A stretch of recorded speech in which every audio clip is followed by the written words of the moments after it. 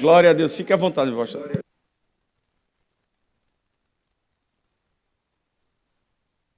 Pode aplaudir essa equipe maravilhosa. Gente, que bênção. Que alegria estar aqui com vocês. Como o pastor falou, já havia um bom tempo que a gente tentava encaixar uma agenda, encaixar um momento, mas aprove a Deus que esse fosse o momento. Especialmente celebrando Casa Caiada. E eu vou te dizer uma coisa, a gente tem ouvido muita coisa boa dessa igreja. Amém?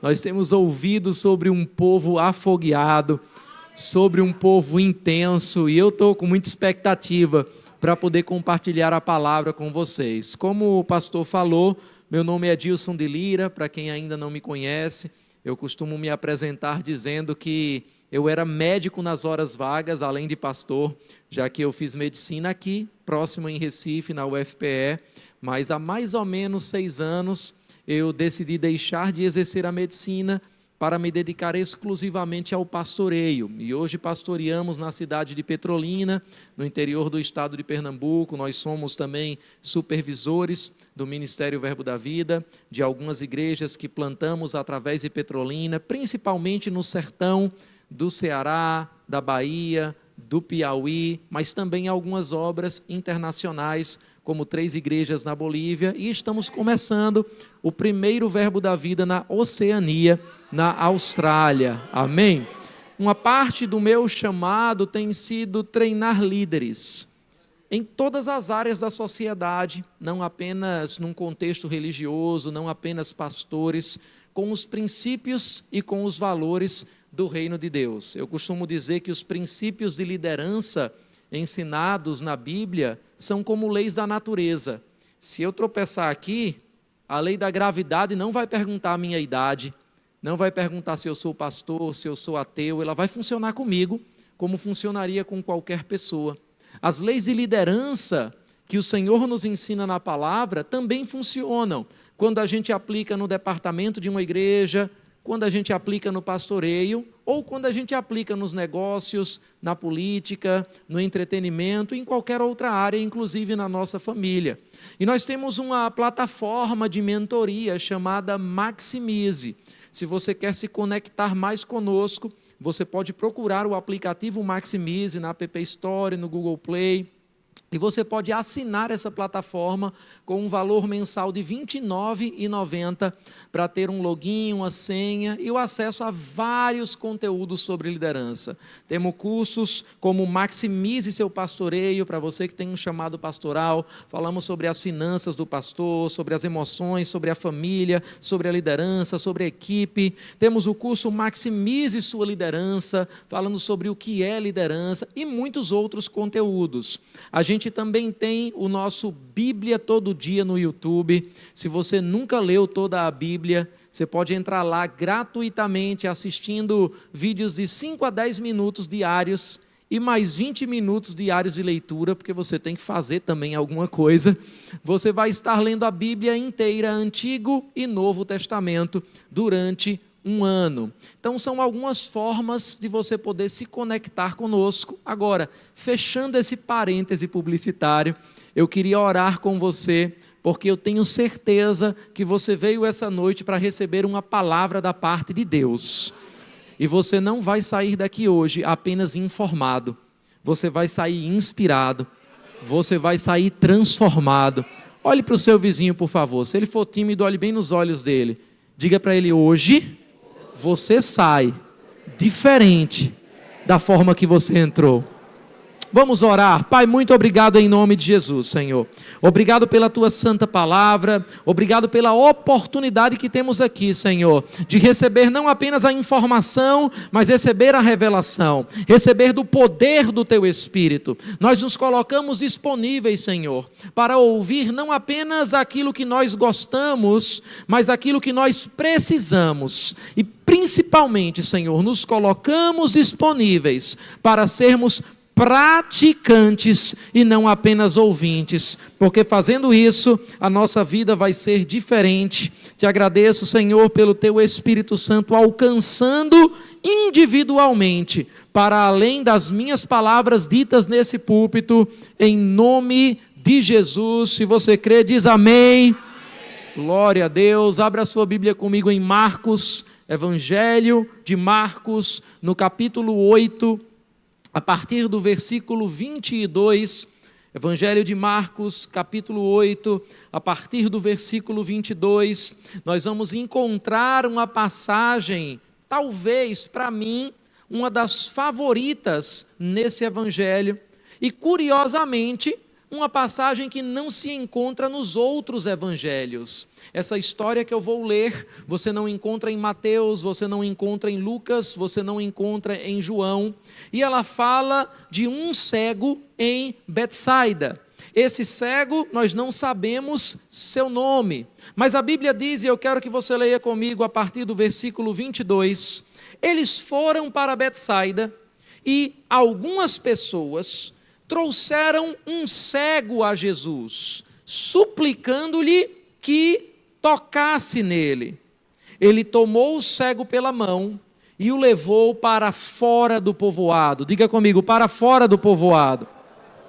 E a Bíblia diz, depois de cuspir nos olhos do homem e impor-lhe as mãos, Jesus perguntou, você está vendo alguma coisa? Ele levantou os olhos e disse, vejo pessoas, elas parecem árvores andando. Mais uma vez, Jesus colocou as mãos sobre os olhos do homem. Então, seus olhos foram abertos e sua vista lhe foi restaurada. E ele via tudo claramente. Jesus mandou-o para casa, dizendo, não entre no povoado.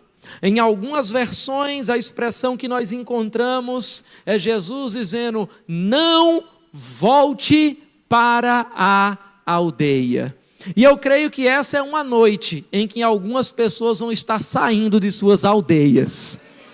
Quando nós olhamos para essa história, eu quero ressaltar alguns pontos importantes aqui. O primeiro deles é que a Bíblia diz que as pessoas trouxeram o cego a Jesus. Diga comigo, elas trouxeram o cego a Jesus. Ou seja, isso já nos ensina que a gente tem que se associar com pessoas que na hora do problema trazem a gente para Jesus e não para longe de Jesus. Essas pessoas trouxeram o cego para a pessoa certa, mas quando eles estavam diante de Jesus, eles pediram que Jesus Cristo tocasse naquele cego. Provavelmente eles já tinham ouvido falar que Jesus impunha as mãos sobre os enfermos e que eles eram curados. E então eles levaram a uma conclusão. Se Jesus tem colocado as mãos sobre doentes, vamos levar o nosso amigo, Jesus vai colocar as mãos sobre ele e ele vai ficar curado. Mas o interessante é que às vezes a gente pensa que sabe como Deus vai fazer um milagre na nossa vida, mas o nosso Deus não repete milagre. O nosso Deus não repete testemunho. É muito bom se inspirar com o que Deus já fez em outras pessoas. É muito bom nós estudarmos o que Deus está fazendo em outras igrejas, em outros ministérios. A gente saber o que Deus está fazendo com o seu irmão, com a sua irmã em Cristo. Mas deixa eu te dizer, Deus tem algo completamente novo para você. Aleluia! O que Deus tem para a tua vida é inédito. A vida com Cristo não é uma vida seguindo rastros, é uma vida abrindo trilhas. Deus vai abrir um caminho novo para pessoas nessa noite. E eu não estou falando um chavão evangélico, eu quero que você entenda, muitas vezes a gente espera, se o pregador impor as mãos sobre mim, algo vai acontecer, se uma palavra específica for liberada com o meu nome no endereço, aí eu vou entender que Deus está falando comigo. Ele está te dizendo, hoje eu vou usar você de uma forma diferente. Hoje eu vou alcançar você de uma forma que vai te surpreender. Eles levaram aquele cego a Jesus e suplicaram, literalmente, imploraram que Jesus colocasse as mãos sobre ele. Agora, o versículo 23, e eu quero que você atente comigo, diz o seguinte: ele tomou o cego pela mão e o levou para fora do povoado. Quando a gente olha para essa passagem, ela me dá a impressão, e eu não sei se você tem essa mesma impressão, de que, de alguma forma, o problema daquele cego tinha a ver com o lugar onde ele estava. Porque pediram para que orasse por ele. Jesus orou, mas não no lugar que eles queriam, não no jeito que eles queriam. Às vezes a gente está pedindo para Deus intervir na nossa vida, mas eu queria que você fosse muito cuidadoso, porque a intervenção que Ele vai fazer na sua vida não é do jeito que você quer, não é no lugar que você quer, não é na hora que você quer. A bênção de Deus para as nossas vidas, muitas vezes está num lugar distante da nossa zona de conforto. Eu poderia trazer muitos exemplos na Bíblia de como o ambiente é importante para a manifestação da presença de Deus, para a manifestação de milagres. Certa vez, Jesus foi orar por uma menina que havia morrido. E a Bíblia diz claramente que quando ele chega naquela casa, havia pranto. Eu imagino a cena. Eu imagino talvez uma tia naquele lugar chorando, dizendo: nunca mais vamos ver aquela menina correndo por aqui, brincando. Eu imagino outra pessoa olhando para Jesus com aquele olhar de quem está dizendo: por que você demorou? Se você tivesse vindo antes, eu acredito que você poderia curar, mas agora ela morreu. Tem gente que está pensando: rapaz, por que Deus não interviu antes na minha vida? Porque se Ele tivesse vindo antes, tinha jeito, mas agora acabou. Se não veio cura, meu irmão, vai vir ressurreição. Mas vai acontecer algo na sua vida. Jesus chegou num ambiente cheio de incredulidade. E a incredulidade, ela fica impregnada na atmosfera. Eu não sei se você já chegou na casa de alguém onde o casal estava brigando e você percebe que o ambiente está pesado. Algo aconteceu. Se uma briga de casal muda o ambiente, quanto mais fé na palavra de Deus. Jesus olhou para aquilo tudo e ele disse: só vou entrar com o pai da menina e com alguns poucos discípulos. E foi naquele lugar isolado daqueles que estavam chorando que Jesus fez aquele milagre acontecer. Aqui também nós vemos que de alguma forma Jesus não queria que aquele cego de Betsaida, porque às vezes a gente chama as pessoas pelo nome do problema. Quem sabe aqui o nome desse cego? Se você souber, por favor, suba aqui para pregar no meu lugar. A gente não sabe se ele se chamava João, se ele se chamava José. Assim como quando a Bíblia fala também da história da mulher do fluxo de sangue. Qual é o nome da mulher do fluxo de sangue? Quem aqui sabe? A gente não sabe. Mas a gente sabe de uma coisa. A Bíblia diz, está lá em Marcos, no capítulo 5, você pode ler em casa depois, que havia uma mulher que faziam 12 anos que estava com uma hemorragia. E ela tinha gastado tudo que possuía com médicos, mas não melhorava, só piorava. Aquele problema estava tanto tempo com aquela mulher, que ela não estava somente sangrando o sangue, ela estava sangrando os seus recursos financeiros. Ela estava sangrando a sua vida social, porque no Antigo Testamento, uma mulher no período menstrual, ela não podia ter relações. A gente não sabe se ela tinha marido, mas se ela tinha, provavelmente o casamento não estava bem. Uma mulher, durante o período menstrual, não podia tocar em uma outra pessoa. A vida social dela, com certeza, estava comprometida. Mas aquela mulher também estava sangrando a sua própria identidade. Porque, às vezes, um problema fica tanto tempo com a gente, que esse problema passa a engolir a definição de quem a gente é. E já não chamam mais você pelo nome, chamam você pelo nome do seu problema. Olha aí o mentiroso. Olha aí o ex aquilo. Olha aí o ex tal coisa. Mas aquela mulher ouviu falar de Jesus. Aleluia. E ela dizia consigo mesma.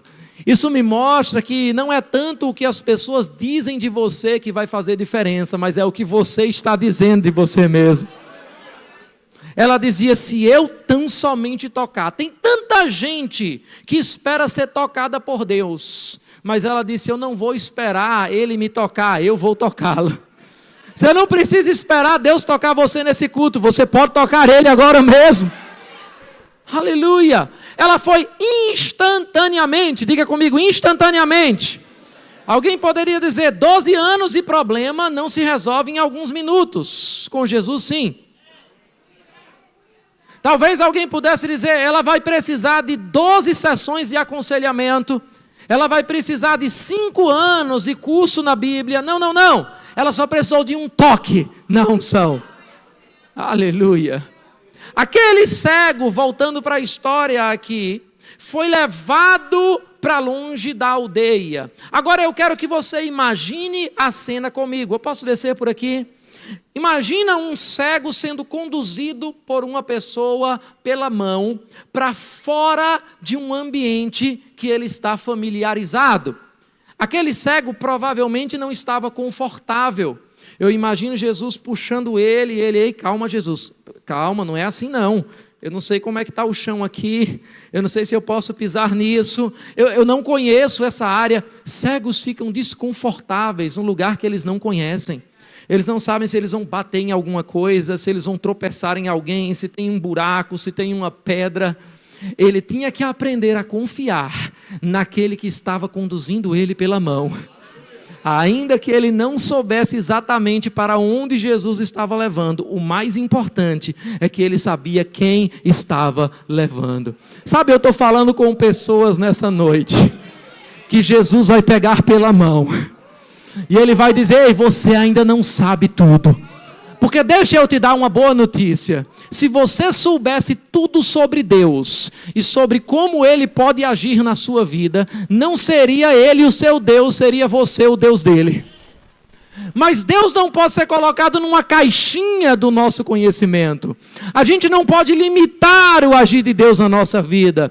Eu estou falando sobre pessoas aqui que vão viver experiências e intervenções divinas que você vai ter até dificuldade de categorizar. Pastor, o que é isso? Qual manifestação do Espírito Santo foi essa aqui? Como é que eu classifico aqui esse milagre? Não, meu irmão, você não precisa classificar. Você só precisa desfrutar. Porque o Senhor está conduzindo você para um ambiente de milagres inéditos. Aleluia. Olhe de novo para o seu vizinho, diga para ele, meu irmão, tem milagres inéditos guardados para a sua vida nessa noite. Aleluia. Como assim, pastor? Coisas que olho nenhum viu. O que é que isso quer dizer? Rapaz, eu nunca vi acontecer desse jeito. Com a sua vida vai. Coisas que ouvido algum jamais ouviu. É alguém dizendo sobre você, eu nunca ouvi falar que pode ser feito assim, pois com você vai. Coisas que jamais penetrou no coração de homem algum. O que é que isso quer dizer? Eu nunca imaginei que Deus podia fazer desse jeito. Rápido desse jeito, grande desse jeito, intenso desse jeito. Estas coisas Ele preparou para aqueles que o amam. E Ele revela para nós através do seu Espírito. Aquele homem precisava confiar não no destino, não no caminho, mas em quem estava conduzindo ele. Assim como quando Deus falou com Abraão, Ele disse, sai da tua terra, da tua parentela. Para onde? Quem conhece essa história? Gênesis capítulo 12, você pode ler em casa. Sai da tua terra, sai da tua parentela, em outras palavras, sai do lugar que você está acostumado e vai. Senhor, para onde? Para um lugar que eu te... Deixa eu fazer uma pergunta bem difícil para você. Mostrarei, é presente, passado ou futuro? Então diga comigo, Abraão estava saindo de um lugar que ele conhecia para um lugar que ele ainda não tinha visto. Senhor, vou para onde? Não vou mostrar a você agora não. Como assim, Senhor? Eu não quero que você confie no lugar. Eu quero que você confie em quem está chamando. Então deixa eu conduzir você pela mão. E ele aprendeu tanto que ensinou para o filho, quando perguntou, pai, aqui está o cutelo, aqui está a lenha, o fogo, cadê o sacrifício? O Senhor proverá. A gente pensa que prover é simplesmente dar, mas adiante, ver, visão. Abraão estava dizendo aí, Deus vê lá na frente. Porque sabe como é que funcionam as coisas com Deus? Primeiro ele termina para depois você começar. Eu vou dizer de novo para você pensar um pouco. Gênesis no capítulo 22, fala a história de Abraão e Isaac, daquele famoso sacrifício, daquele famoso cordeiro. Agora, essa é a história que a gente lê da Bíblia escrita para a gente. Como seria Gênesis 22 se fosse Deus escrevendo para o próprio Deus? Um diário de Deus. Como é que essa história seria contada? Eu vou dizer para você. A história começaria com Deus lá no monte, preparando o cordeiro para sacrifício. Aí Deus vem, prepara o lugar, prepara o cordeiro e ele diz, está tudo pronto. Agora eu só preciso convencer Abraão a confiar em mim. Abraão, vem. Para onde, Senhor? Vou te mostrar. Senhor, o que é que eu vou oferecer? O teu filho. Aquele que eu disse que seria sua descendência, e através dele você seria pai de multidões. É por isso que Abraão estava tão confiante que disse, nós vamos subir e nós voltaremos. Ele sabia, olha, eu não sei se vai ter ressurreição, eu não sei se vai ter substituição, eu não sei como vai ser, porque milagre não é para você entender, milagre não é para você calcular. Tem gente aqui fazendo contabilidade com Deus. E o Senhor está dizendo, milagre é para você experimentar. Eu não sei como vai ser, eu só sei de uma coisa, foi Deus que mandou, Deus está vendo lá na frente. Então diga comigo, primeiro Deus termina, para depois a gente começar. Em outras palavras, na nossa vida nós temos os arquitetos e os pedreiros. Deus é o arquiteto. O pedreiro só começa uma obra quando o arquiteto terminou o projeto. Tudo que o pedreiro faz é obedecer o que o arquiteto apresentou. Já está calculado, ele já viu com o engenheiro se aquele solo é adequado, ele já viu com o patrocinador da obra se os recursos são suficientes para aquele projeto. Então o pedreiro não precisa ficar questionando, rapaz, mas essa curva a gente faz assim mesmo e vai aguentar mesmo? Se o arquiteto disse, obedeça. Olhe de novo para o seu vizinho, diga para ele, nessa vida, você é só o pedreiro. O arquiteto tem um plano para você. E você não precisa entender todo esse plano. Esse lugar onde aquele cego de Betsaida estava sendo conduzido por Jesus, não era um lugar que ele sabia, não era um lugar que ele estava familiarizado. Esse lugar que Abraão saiu, quando Deus disse, vai para o lugar que eu te mostrarei, não era um lugar que ele estava familiarizado. E se eu puder dar um tema para essa mensagem, o tema seria a arte de não saber. Porque eu queria estabelecer algo com você. O seu problema não é o que você não sabe. O seu problema é o que você sabe. Ou pelo menos acha que sabe. Pastor, eu não entendi. Eu vou dar alguns exemplos para você. Os soldados nos dias do rei Saul sabiam muito guerrear. Eles sabiam as técnicas, eles sabiam usar as armas e as armaduras.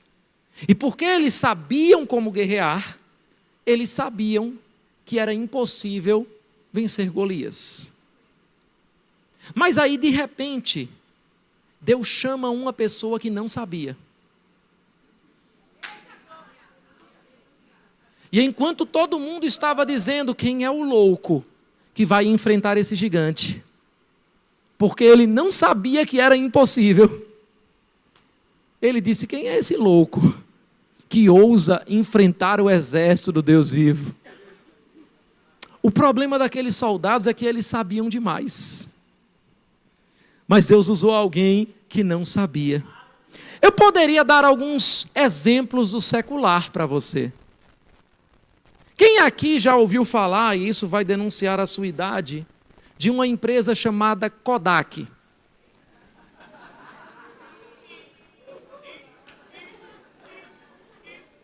Sabe qual era o problema da Kodak? É que a Kodak achava que sabia tudo sobre fotos. E um dia alguém chegou para a Kodak e disse: olha, a gente tem uma ideia. E eles apresentaram uma tal de uma foto digital. E eles disseram: a gente entende como esse mercado funciona. Quem é que vai deixar de revelar uma foto para colocar uma foto digital? Quem é que vai querer uma foto num celular? Quem é que vai querer uma foto numa câmera digital? Onde está a Kodak hoje? O que matou a Kodak não foi o que ela não sabia, foi o que ela sabia. Porque às vezes o que você sabe está impedindo você de ter acesso ao que você precisa saber. Eu vou dizer de novo para você entender. O problema das locadoras, quem é que sabe o que é uma locadora de vídeo?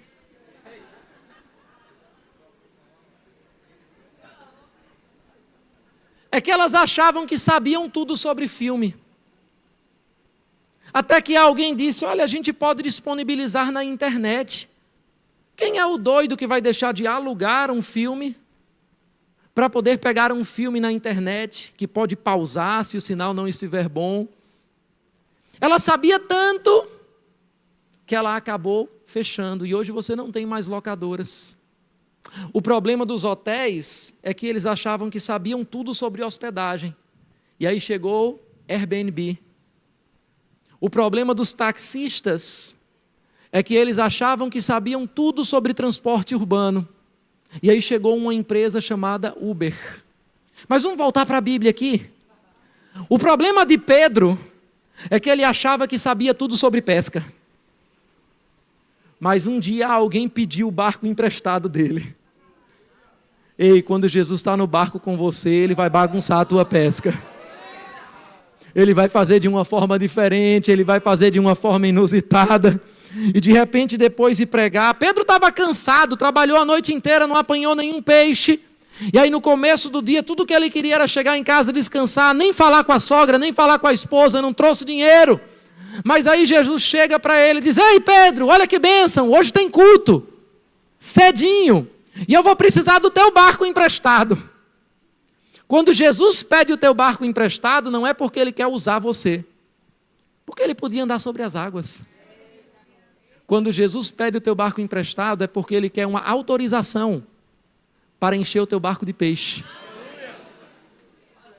Pedro vai com Jesus, deixa Jesus pregar, e aí Jesus diz: Pedro, agora vamos para o mar alto pescar? Mestre.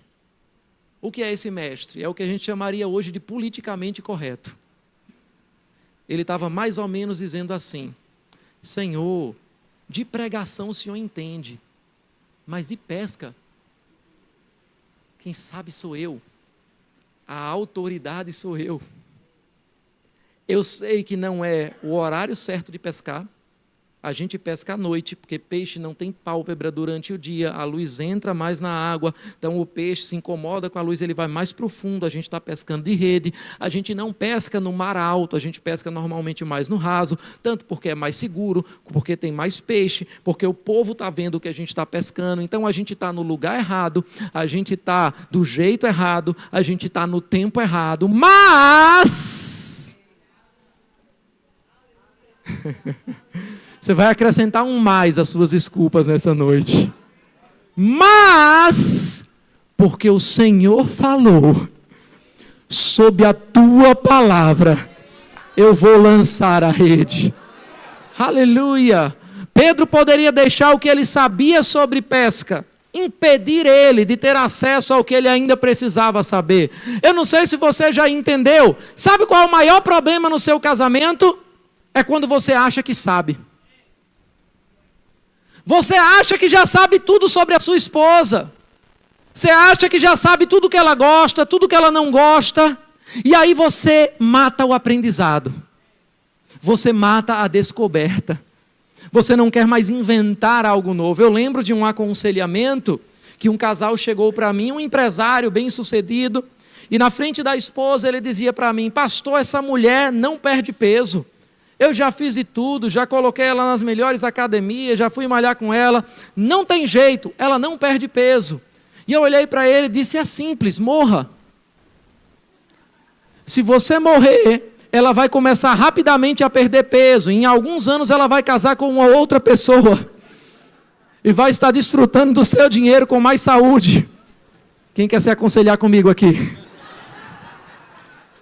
Aquele homem achava que sabia tudo sobre casamento. E isso era exatamente o que estava matando o casamento dele. O problema de muito crente é que acha que sabe tudo da Bíblia. Você abre a sua Bíblia, você começa a ler e diz: eu já conheço essa passagem, já sei onde vai terminar, já sei quais são as aplicações secundárias, a aplicação primária, já sei como fazer uma pregação disso. E aí Deus diz: é mesmo, você já sabe, então fica com o que você está sabendo. Porque eu não vou te ensinar nada novo hoje. Mas eu estou falando com pessoas que vão abrir a sua Bíblia, não importa quantas vezes você já leu, e dizer: Senhor, eu não sei. Me ensina algo novo nessa passagem. Traz uma revelação nova para a minha vida. O problema de muito crente é que tem crente que chega na igreja e acha que já sabe o que vai acontecer no culto. Seu problema é porque você já sabe. Você está dizendo: eu já sei como o culto vai começar, eu já sei que a gente vai ter 3 louvores, depois a gente vai ter 50 minutos de palavra, depois talvez a gente tenha um convite para a salvação e vai acabar desse jeito e eu vou voltar desse jeito.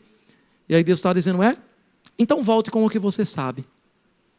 Mas nessa noite tem algumas pessoas que já estão naquela expectativa. Senhor, eu não sei. Eu não sei como é que esse culto vai terminar. Eu não sei como é que eu vou sair daqui. Mas uma coisa eu sei, eu estou disponível para que o Senhor me pegue pela mão e me leve para onde o Senhor quiser. Sabe, o problema de alguns pastores é que eles acham que já sabem tudo sobre o seu rebanho. Como supervisor, a gente supervisiona cerca de 70 igrejas. E a gente conversa com alguns pastores e eles dizem: pastor, é porque você não sabe, o povo aqui é diferente. Esse povo aqui é desse jeito, esse povo aqui é avarento, esse povo aqui é assim, esse povo aqui é assim. Eu sei, pastor, eu conheço a cidade, eu estou calçando esse sapato. E aí passa 5, passa 10 anos e a igreja não cresce. E aí de repente a gente tira aquele pastor e a gente coloca um pastor que não sabe. E aquele pastor que não sabe, justamente porque não sabe, entra numa rota de aprendizado.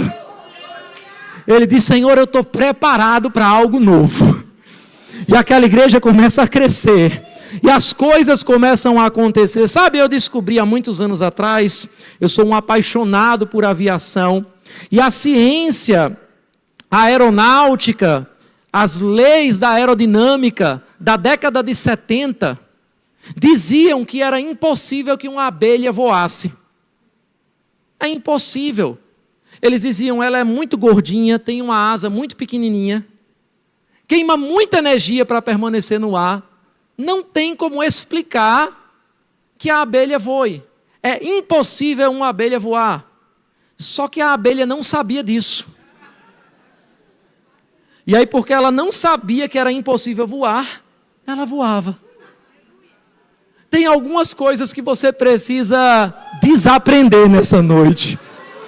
Tem algumas coisas que você deixou a sua aldeia ensinar para você. Mas nessa família, ninguém nunca foi até aqui.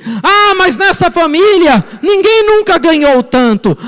mas você está sonhando alto demais. Você está querendo esquecer das suas origens? Você está querendo esquecer do seu passado? Você está querendo esquecer de onde você veio? É exatamente isso que eu estou fazendo. Esquecendo as coisas que para trás ficam, para avançar para o alvo, para o prêmio da soberana vocação que há em Cristo Jesus. Aleluia. Você vai sair da aldeia hoje. Aleluia. Olhe para quem está do seu lado, diga: saia da aldeia. Olhe para a pessoa do outro lado, diga: saia da aldeia.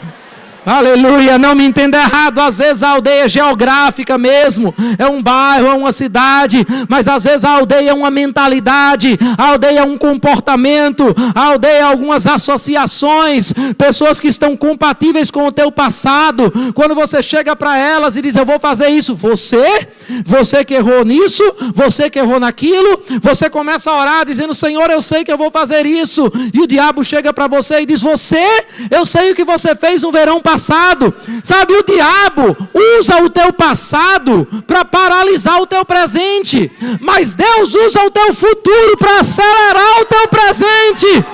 Eu vim aqui para dizer: Deus já te viu fora dessa aldeia que está te limitando, e Ele voltou para o presente que você está agora, para dizer: sai da aldeia, eu quero carregar você pela mão, em lugares que você nunca pisou, de formas que você nunca fez. Quero te levar para resultados novos, quero levar você para níveis que você nunca experimentou. Aleluia, aleluia. Eu não sei se você está entendendo, mas essa não é uma mensagem para deixar você confortável. Eu vim aqui para te incomodar mesmo.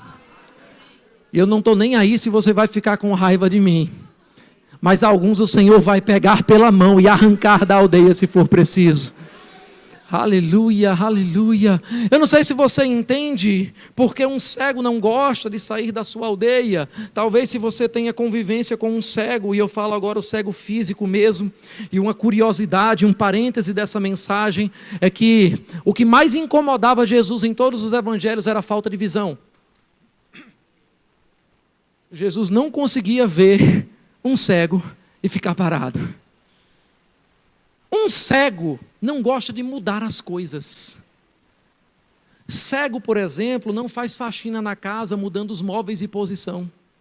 Por quê? Pensa comigo, se eu sou cego, eu preciso saber de memória que do púlpito para as cadeiras eu preciso dar 1, 2, 3 passos. E que do corredor para a outra ponta do corredor eu preciso dar 1, 2 passos. E que para voltar para o púlpito eu preciso dar 1, 2, 3 passos. Em outras palavras, quem não tem visão precisa confiar na tradição. Por que você faz isso? Porque eu sempre fiz assim. Porque mamãe e papai sempre fizeram assim. Porque sempre me ensinaram assim. Um homem chamado Henry Ford ouviu o pedido de algumas pessoas. Eles pediam cavalos mais rápidos. Só que o problema era que todo mundo já sabia tudo sobre cavalos. Não tinha mais o que aprender. Eles aprenderam as melhores rações, os melhores programas de treinamento. Ele já tinha os cavalos mais rápidos que alguém poderia ter. E se ele continuasse no que todo mundo estava achando, talvez até hoje a gente tivesse indústrias de cavalos. Mas ele disse: eu não tenho que fazer necessariamente o que o povo está pedindo do jeito que o povo está pedindo. E ele inventou o automóvel. E o automóvel mudou toda a estrutura urbana das cidades. Hoje a gente tem estradas diferentes por causa dos automóveis. Eu não sei se você está entendendo, mas eu estou falando de ideias que vão chegar para pessoas. Guarda isso, porque eu estou falando profeticamente, eu não estou só pregando, eu não estou só ensinando, eu estou liberando uma palavra que algumas pessoas vão pegar pelo Espírito. Você está a uma ideia de distância dos melhores dias da sua vida. Eu vou dizer de novo, o que falta para chegar lá não é a quantia X em dinheiro, não é a ajuda de tal pessoa, você está a uma ideia. Uma ideia de distância. Uma ideia de distância. Ei, tem ideias inspiradas do alto caindo nesse lugar. Tem ideias que vão chegar para pessoas que vão estar saindo da aldeia hoje. Você está a uma ideia de distância dos melhores dias da sua vida. O próprio Jesus disse: eu não coloco vinho novo em odres velhos. Eu preciso mudar a estrutura. Eu preciso mudar a mentalidade. Deixa eu dizer algo sobre essa igreja, pastor. Vão vir ideias que vão ser tão inspiradoras que você vai perguntar: em que departamento eu encaixo isso? Não tem. Tem que inventar um departamento novo. Eu sinto o cheiro de expansão aqui. Aleluia. Eu sinto o cheiro de ampliação nesse lugar. E eu não estou falando só de ampliação física, de construção, não. Eu sinto o cheiro de pessoas ampliando horizontes, ampliando fronteiras. Aleluia. Ei, eu sinto o cheiro de negócios nascendo nessa noite. Aleluia. Ideias que estavam lá enterradas no baú e o Senhor está dizendo: ei, desenterra o talento e sai para negociar. Mas pastor, como é que eu vou fazer isso? Eu acho interessante, e eu queria chamar os músicos só para a gente ter a sensação que está acabando. Eu acho interessante porque Jesus não praticou o milagre na vida daquele homem de forma convencional. Imagina comigo a cena. A gente vive na era da experiência e eu vou pedir para vocês simularem essa experiência comigo. Faz de conta que você é esse cego de Betsaida. Então fecha os teus olhos agora. Fecha os olhos mesmo. E eu queria que você imaginasse que Jesus está perto de você. Seus amigos trouxeram você a Jesus. Eles pediram para Jesus impor as mãos sobre você. Você está na expectativa. Você está ouvindo tudo, porque cego ouve bem. Então você percebe a movimentação de Jesus se aproximando. E aí você já está esperando ele botar a mão sobre a sua cabeça. Mas de repente ele pega você pela mão. E ele começa a levar você para um lugar desconfortável. Para um lugar que você fica inseguro. Você fica com medo de cair, de tropeçar. E de repente ele para. Aquele silêncio. Aquela expectativa. Você sabe, algo vai acontecer. Jesus não me trouxe para esse lugar só para dar um passeio. Algo vai acontecer. Ele vai colocar as mãos sobre mim. E aí você está esperando aquela imposição de mãos extraordinária. Mas de repente, o que você escuta é um som que você não esperava.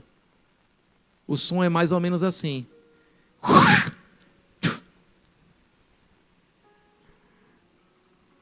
Eu não esperava esse som.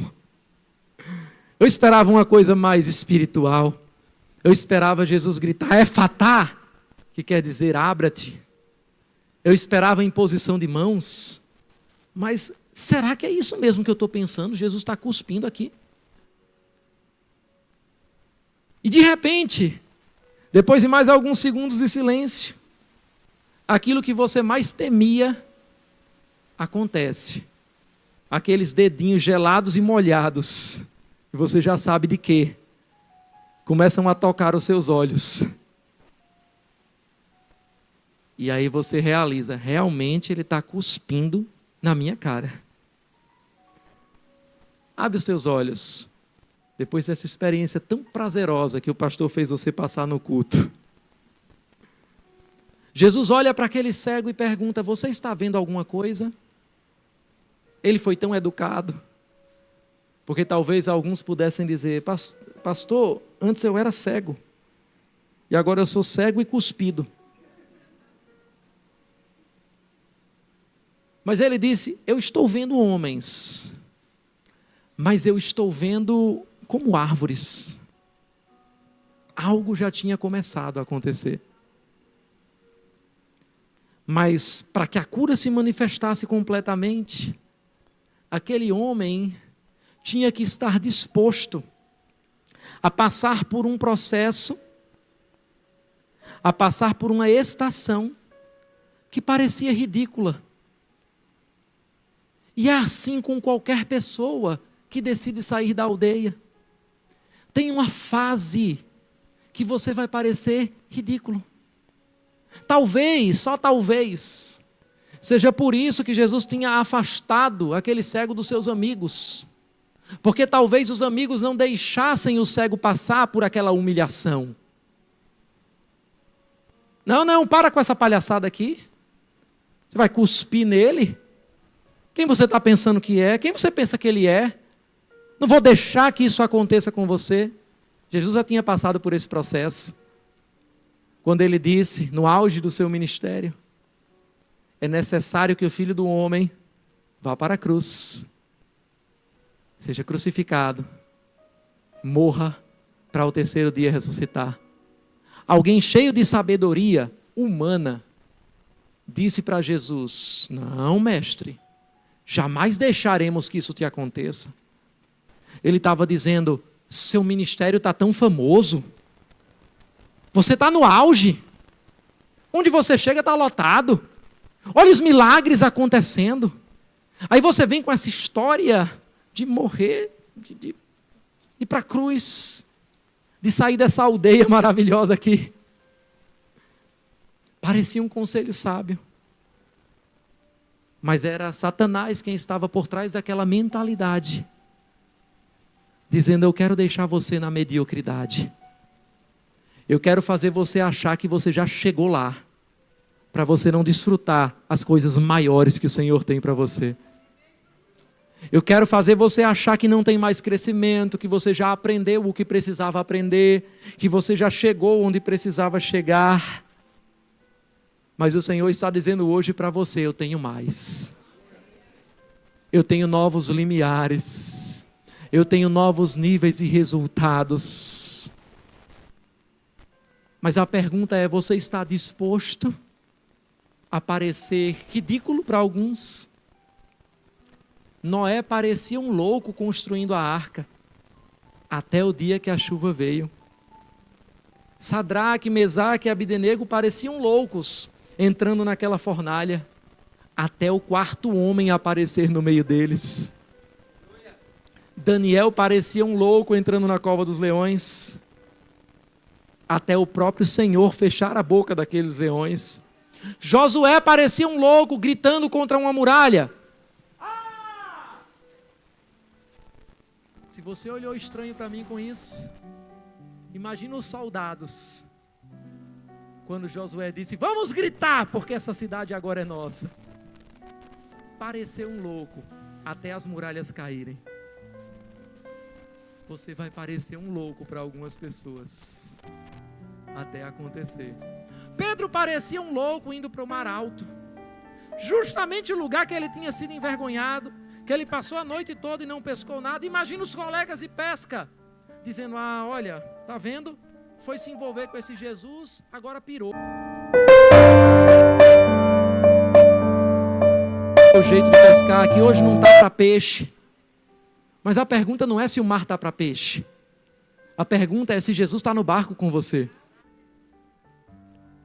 Tem pessoas que vão até voltar para lugar de humilhação, porque normalmente o lugar da dupla honra é o lugar em que você foi humilhado.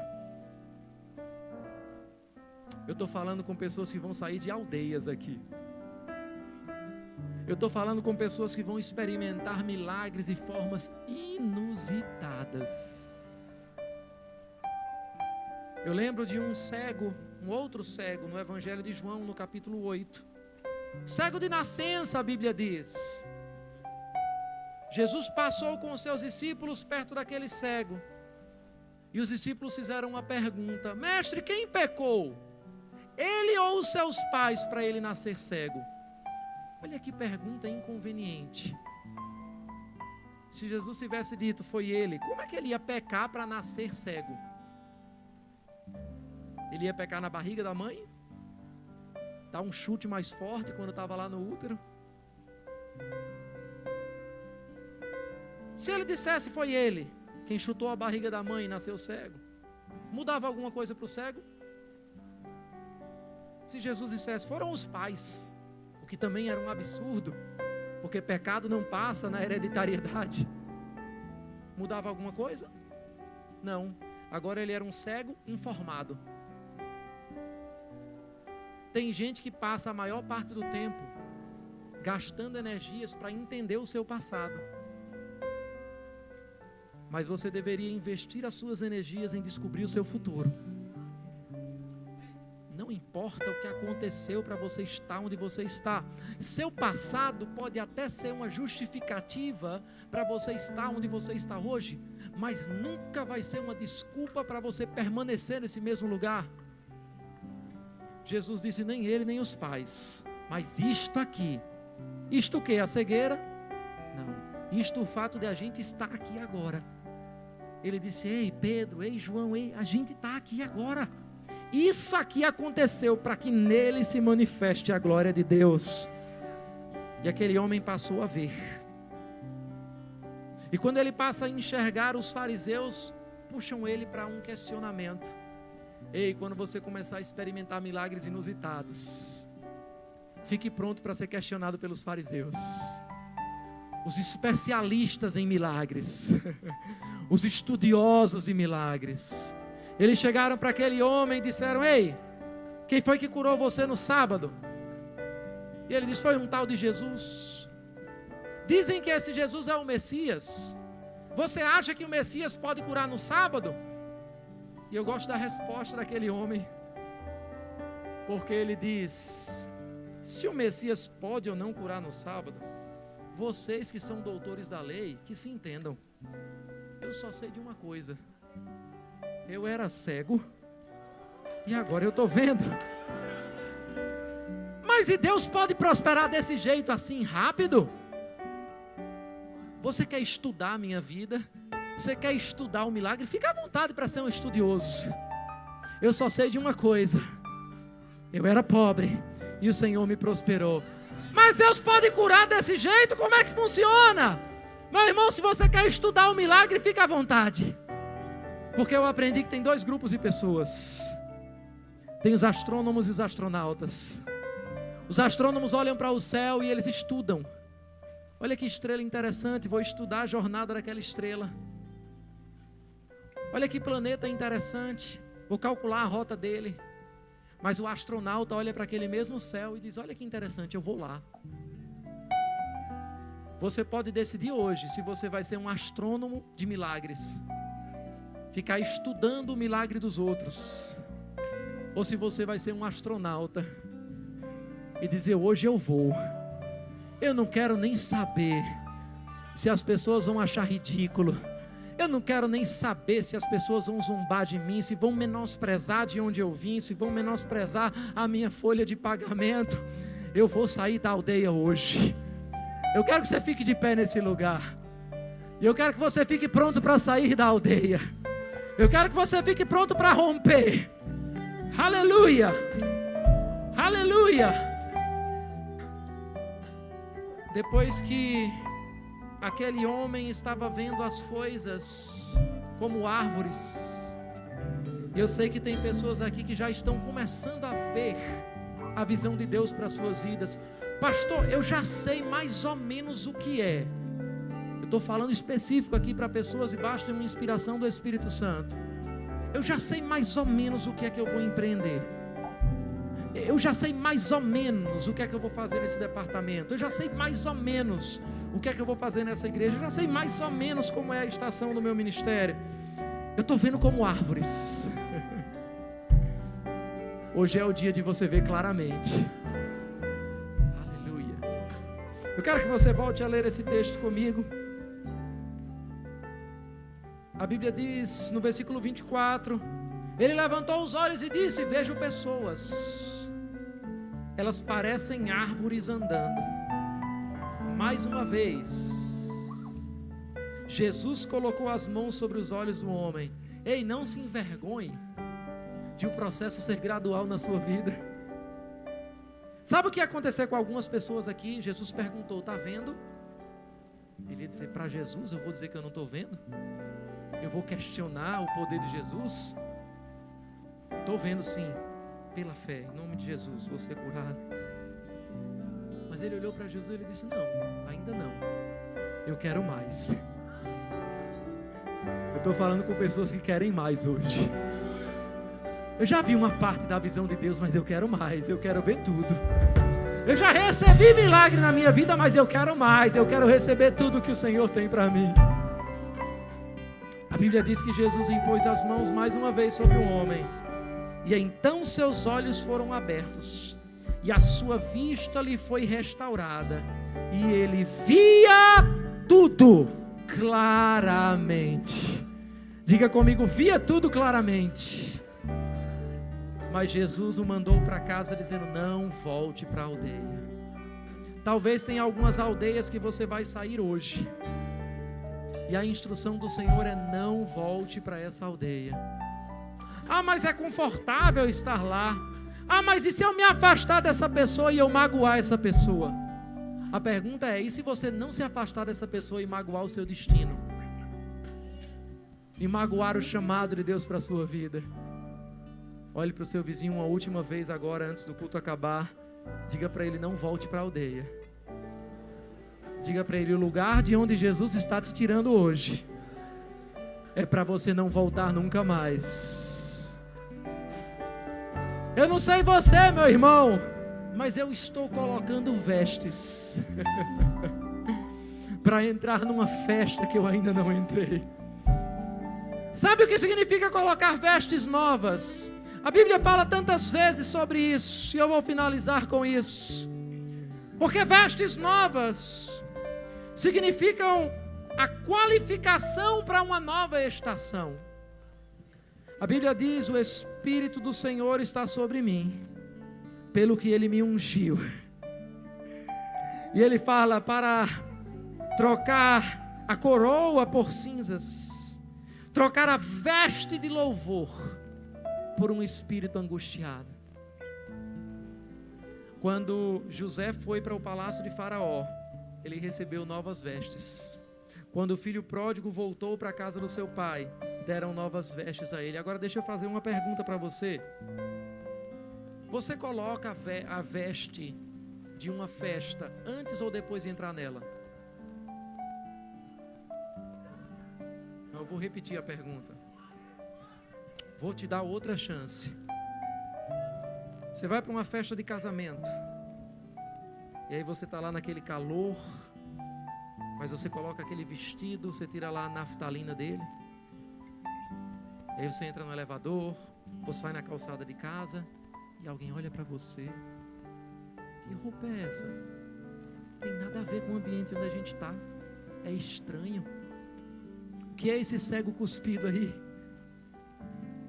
Que roupa é essa que você está vestindo? Que atitude é essa que você está tendo? Se for um homem em Petrolina, talvez aqui seja assim. Vendo um outro homem arrumado, ele diz, ei, você vai fazer exame de fezes, é? Por que você está assim tão bem vestido? E a resposta é porque eu estou indo para um lugar diferente do seu. Eu sei que está estranho agora. Eu sei que a roupa parece desconfortável para o ambiente que eu estou. Mas eu estou me vestindo para o lugar que eu vou chegar. Aleluia. Eu estou me comportando como alguém que é próspero antes da prosperidade chegar. Eu estou agindo como um ministro da palavra antes da oportunidade de ministrar chegar. Você vai trocar de roupa agora, para você poder sair da sua aldeia. Eu queria que você fechasse seus olhos e você levantasse as suas mãos para o alto. Porque eu não quero que você veja seu vizinho nesse momento, porque ele vai trocar de roupa. E talvez ele fique um pouco esquisito. Talvez ele faça algo diferente. Talvez ele queira celebrar nesse lugar. Aleluia. Mas o Senhor está pegando pessoas pela mão nesse momento. E Ele está arrastando você para fora da aldeia. Ei, Ele está arrastando essa igreja para fora de uma aldeia. Essa aldeia foi a aldeia de 6 anos. Coisas tão maravilhosas têm acontecido. E as pessoas têm ouvido sobre coisas extraordinárias. E o Senhor está dizendo, mas eu tenho mais. Eu tenho novos níveis. Oh, aleluia, fique pronto para trocar de roupa. Fique pronto para vestir vestes de festa nesse lugar. Aleluia, eu não sei você, meu irmão, mas eu quero celebrar nesse lugar. A gente vai sair da aldeia da música que a gente estava se preparando, que a gente estava acostumado agora. E que música que a gente vai ser conduzido agora? Eu não sei. Talvez tenha alguns que ainda estejam tentando entender. Mas o Senhor está dizendo aí, eu estou tirando essa música que a gente chegou já pensando que a gente só ia romper em fé, cantando um coral, cantando um refrão, e a gente vai fazer uma festa agora, que vai talvez bagunçar um pouquinho a nossa programação, vai talvez bagunçar um pouquinho o que as pessoas estavam pensando, mas sabe, tem algumas pessoas que estão aqui que elas estão com roupa de quem está preparado para saltar de alegria. Tem algumas pessoas aqui que estão com a roupa de quem precisa correr para celebrar essa nova estação. Tem pessoas aqui que já estão com a roupa certa. Meu irmão, eu não quero nem saber o que vão pensar de mim. Zaqueu subiu numa árvore e não queria saber o que os outros iam falar. Aquele paralítico desceu do telhado, ele não queria saber o que os outros iam falar. Chegou a hora de você parar de se preocupar com a opinião dos outros, com a opinião de quem não pode fazer nada por você, e vestir as vestes do lugar que o Senhor está te levando. Aleluia, eu não sei você, meu irmão, mas eu vou fazer festa nesse lugar.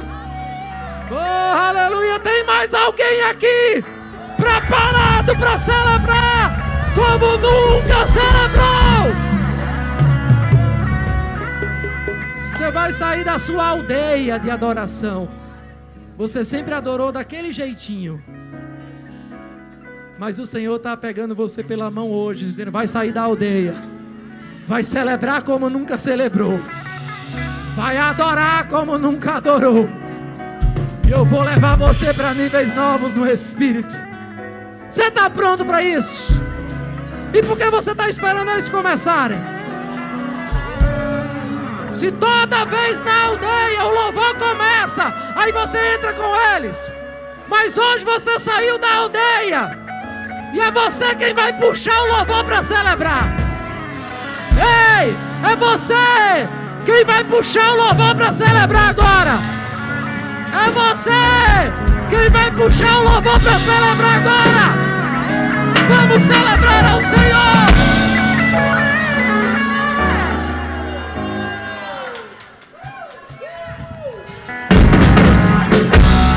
O que Deus prometeu, Ele é fiel para cumprir. O que o homem plantar, certamente colherá.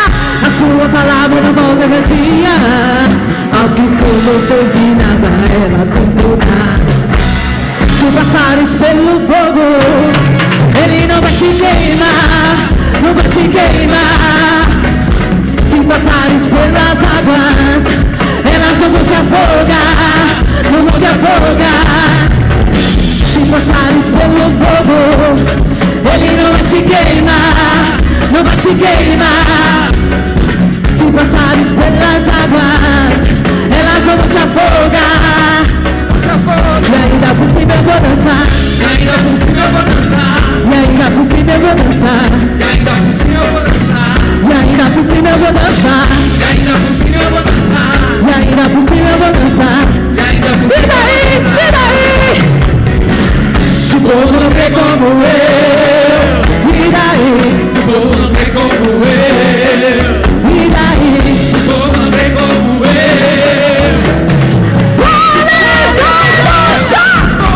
Eu quero o que é meu, eu quero o que é meu, eu quero o que é meu, eu quero o que é meu, eu quero o que é meu, eu quero o que é meu, eu quero o que é meu. E daí? E daí? E daí? Se o povo não tem como eu. E daí? Se o povo não tem como eu. E daí? Se o povo não tem como eu.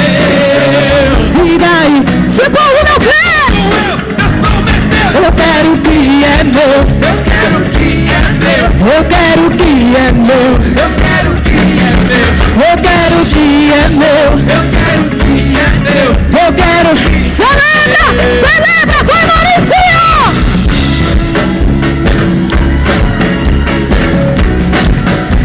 Celebra, faça sua festa.